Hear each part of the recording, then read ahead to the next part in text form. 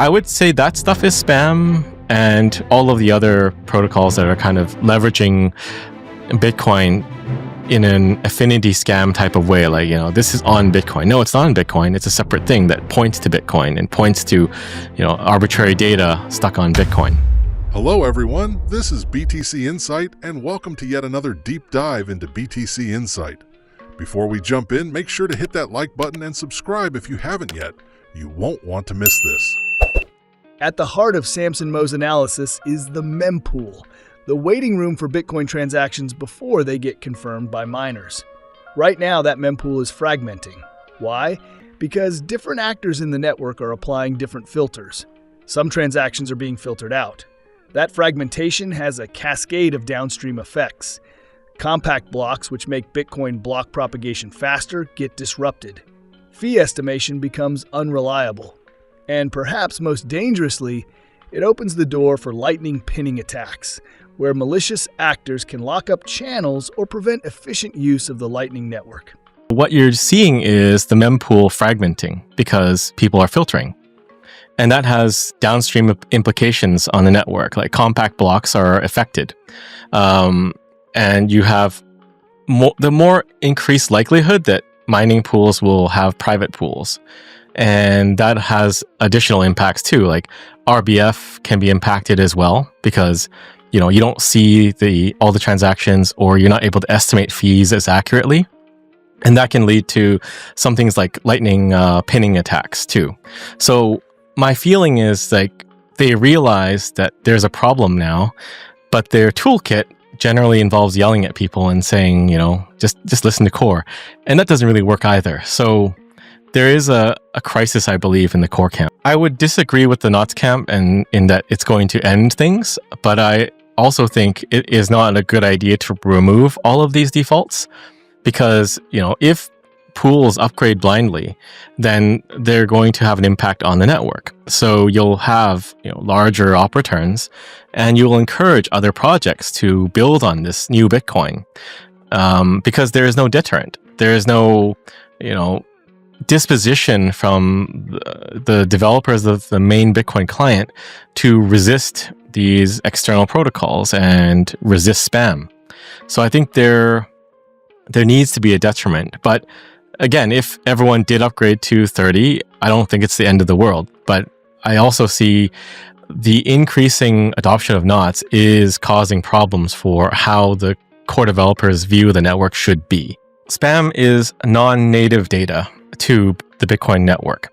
So you can say that you don't know what spam is, but what is a Bitcoin transaction? If you download the Bitcoin client and you get some Bitcoin, like someone sends you Bitcoin and you send someone else Bitcoin, that is, that's the main use case of the network, sending and receiving Bitcoin.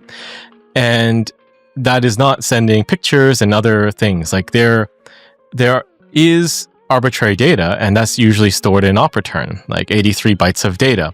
And it's been like that for a very long time because you can, store a hash of something or a double hash. Open timestamps uses it. Various other protocols might embed a little bit of data, but that's been generally deemed safe and acceptable with general consensus / agreement.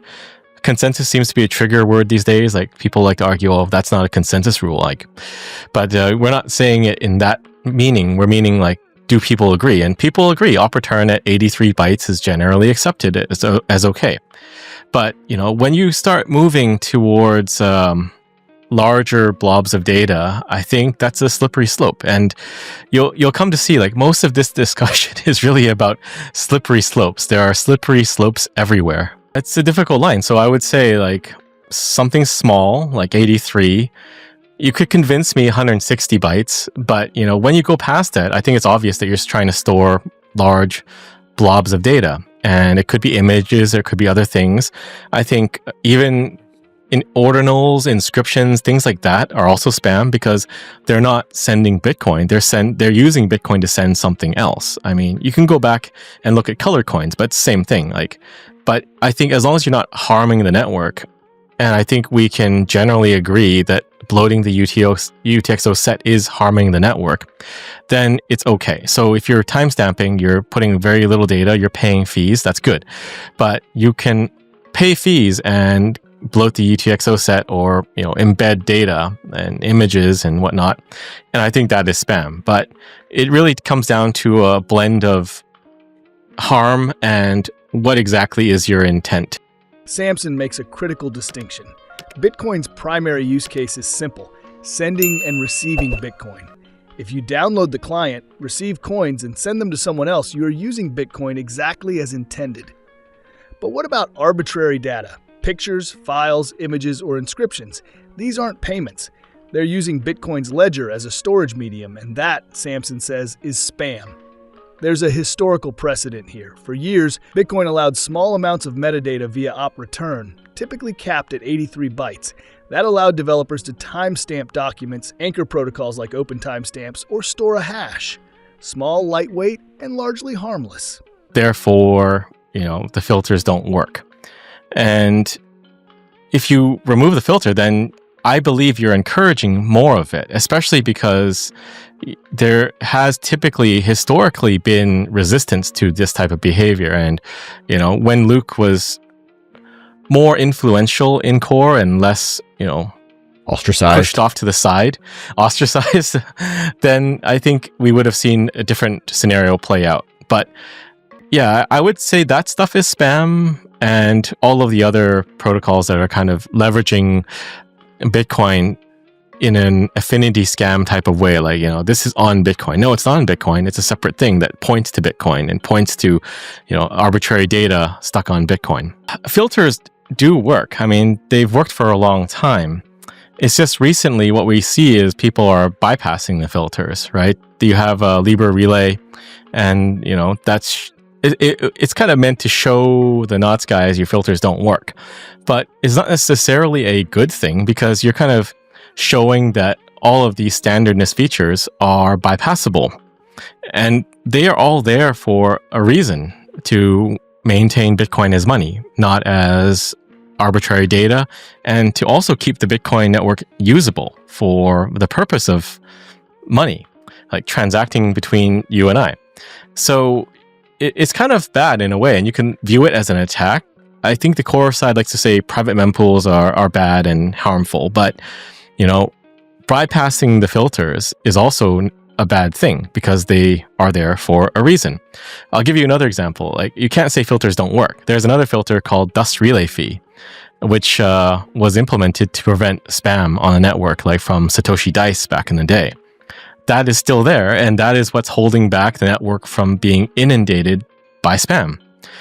But, someone could, for shits and giggles, start relaying spam, and then convince some miner somewhere to start mining the spam.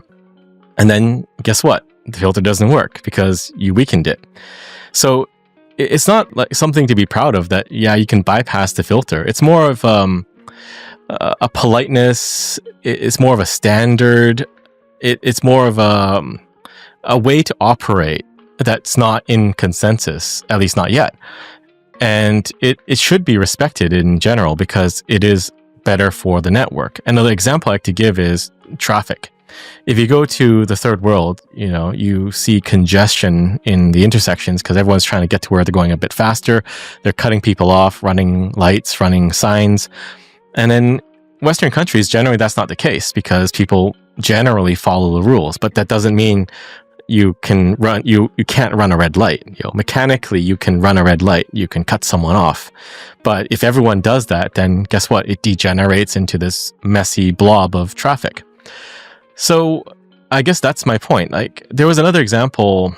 I think Steven Rivera posted it. It was Macarello saying, Peter Todd and this other guy are smart cows that show the other cows how to bypass the filters. Like you can open the gate. So, it's always been the case. You could always bypass these things, right? But I don't think we would agree that we should bypass dust relay fee and start seeing a massive amount of dust clog up the network. Samson Mow is clear. Bitcoin isn't going to be destroyed by Core 30 or by any single mempool policy. but it can be undermined over time if developers and miners normalize spam, bypass filters, and treat Bitcoin like a toy instead of the world's hardest money. The debates may feel technical: mempools, compact blocks, filters, relay policies, but the stakes are anything but technical.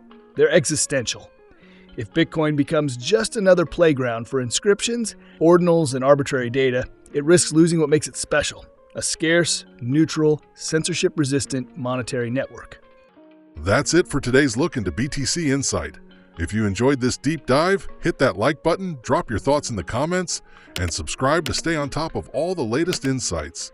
Keep questioning, keep learning, and we'll catch you in the next one.